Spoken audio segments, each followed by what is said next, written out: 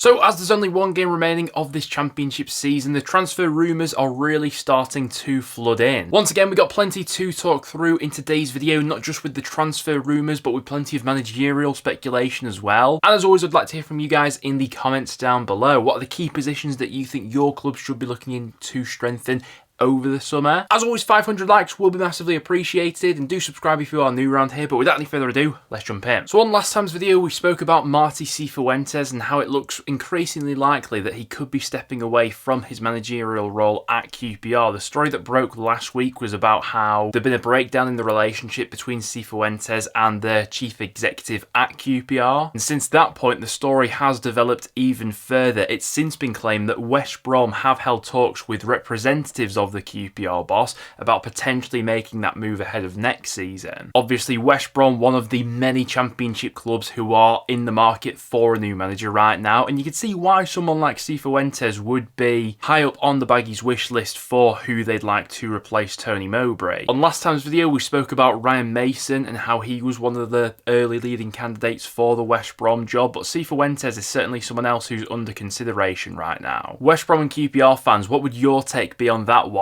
if he did indeed make that move? Another championship boss who could be switching clubs over the summer is Watford's Tom Cleverley, as going off the latest reports, he's on Norwich's shortlist as they go in search of their replacement for Johannes Hoff-Thorpe ahead of next season. Now, Tom Cleverley's quite an interesting manager. I definitely think that on the whole, he's done a really good job at Watford. I think a lot of people, myself included, had tipped Watford to be in amongst a bit of a relegation battle this season. That's never been the case under Cleverley. Totally get that in recent months there has been quite a big drop off there in terms of results, but first half of the season he had them flirting with the top six, and obviously they've fallen away in recent times, but it would be an interesting appointment. Certainly looks like Norwich are after a young manager, going off some of the latest names that they have been linked to. Obviously Russell Martin, another obvious contender for that job, but Watford fans especially, I'd be interested to get your take on that one. Last week we also had the story breaking about Daniel Farke and how Leeds could potentially look to axe him despite their promotion to the Premier League in a bid to maybe secure a managerial upgrade. Well, since that story has come out, it seems that Leeds' view on Farke has definitely softened, and going off the latest reports from right now, it seems more than likely that Leeds are prepared to back Farke in the transfer market, and they still see him as their manager going into next season. Obviously, it was a story that got a lot of people talking at the time when the news first broke, that potentially Leeds were looking to make a managerial change. It definitely would have been a bold strategy, that's for sure. But going off some of the reports that have come out since then, it seems more than likely that Leeds would be prepared to give Farke at least the opening few months of that Premier League season to prove his worth. But there's some of the latest managerial speculation currently going around the Championship. Now let's jump into some transfer rumours. And there's really only one place to start out, and that is with Jamie Vardy. It has been confirmed that he will be leaving Leicester City at the end of this season. And where is he going to end up next? Well, links have already emerged linking him with Sheffield Wednesday and Wrexham. The links to Sheffield Wednesday were always going to come up with Jamie Vardy being a boyhood Wednesday fan. Would be quite a romantic story in that sense for him to end his career there. But then you've got the Wrexham side of things, and he's certainly the sort of player that they have invested into over these last few years and since the takeover. Just purely from a profile point of view,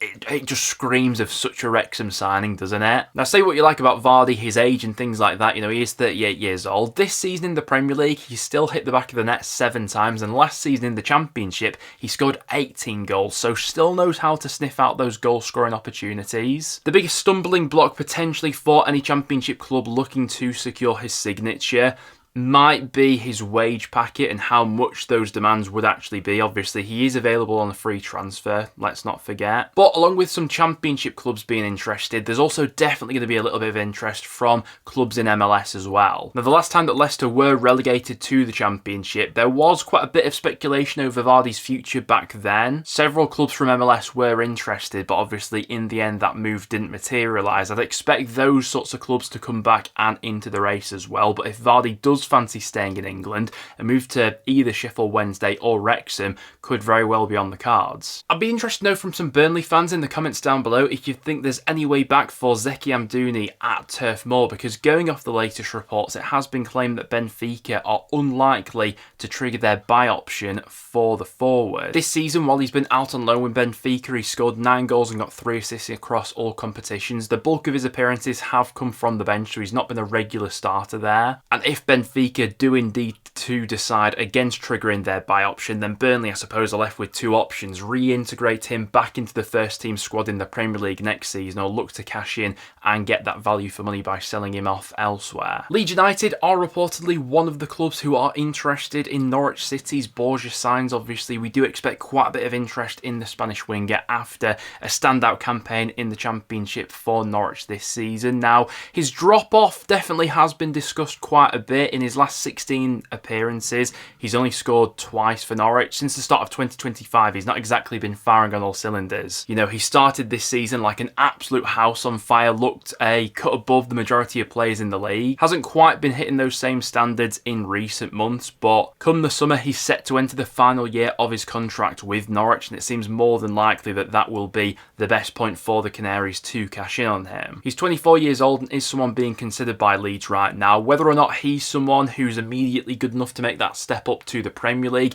remains to be seen, but he is someone being looked at the moment, it would seem. One player with plenty of Premier League experience who's currently being considered by Leeds United is West Ham midfielder Thomas Soucek, and this is quite an interesting transfer link really. He scored 8 times in the Premier League this season. In total, he's got 190 top flight appearances under his belt, so plenty of experience in the Premier League. And I think that for clubs like Leeds looking to re-establish themselves as a top flight club, signings like this could turn out to be quite shrewd if they do follow it up in the summer. Because while I think it's all well and good looking to invest in young and hungry players who are going to develop over time, you need people who can immediately step up to that climate in the Premier League, and Soucek definitely is one of those players. Now, according to recent reports, West Ham will listen to offers for Soucek of around 10 to 15 million, so that's what Leeds would likely have to pay for the 30-year-old. Whether Leeds thinks that's value for money for him, we'll have to wait and see, I suppose. And Leeds have also been tipped to resurface their interest in Nottingham Forest defender Andrew Omobamidele, who did work with Daniel Farke previously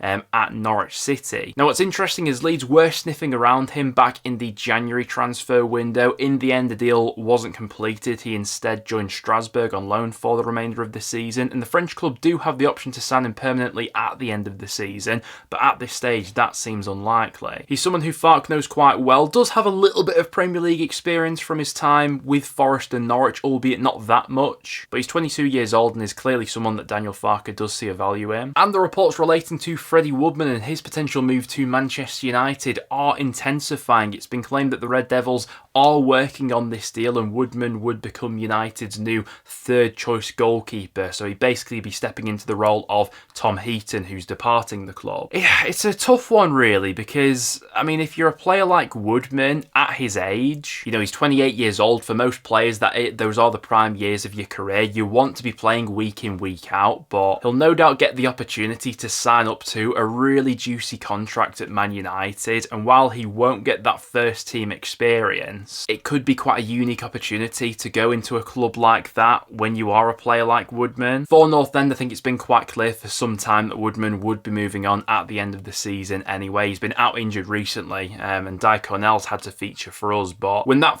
news first broke of Man United being interested in him, I think it caught a lot of people off guard, but seems more than likely that the wheels could be in motion with that one. On last time's video, we spoke about Semi Ajayi and how he'd be leaving West Brom at the end of the season upon his contract expiring. Well, since that point, we've had both Hull City and Reading reported as interested in the 31-year-old defender. Now, from a Hull City perspective, they probably won't be working on too many transfers right now. They can't really do that until they know definitively what league they'll be playing in next season. But it's an interesting transfer link. The 31-year-old obviously will be made available as a free agent. A really good defender in years gone by, but it is worth noting how much his minutes have reduced in recent seasons.